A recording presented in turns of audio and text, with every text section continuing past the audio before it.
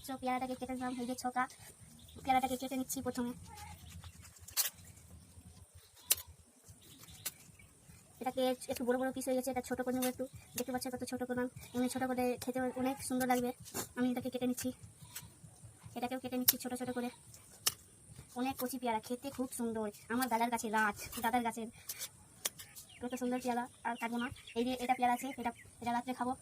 এবার সাদা লবণ দিয়ে দিচ্ছি, দেখতে পাচ্ছ সাদা লবণ দেখতে পাচ্ছ। এবার দেখতে পাচ্ছ বিট লবণ দিয়ে দিচ্ছি, ঝাল দিয়ে দিলাম, দেখতে পাচ্ছ কিছু করে ঝাল দিয়ে দিলাম।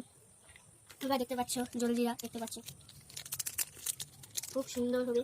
এবার এটাকে মাখিয়ে দাও, খুব সুন্দর হবে, দারুণ একদম। ঝালটা দুটা দিয়েছি একদম খুব সুন্দর। তুমি যদি একবার খাও আমার হাতের পেয়ারা মাখা, তুমি আবার বারবার বলবে যে আমাকে। এই যে দেখতে পাচ্ছ খুব সুন্দর লাগছে।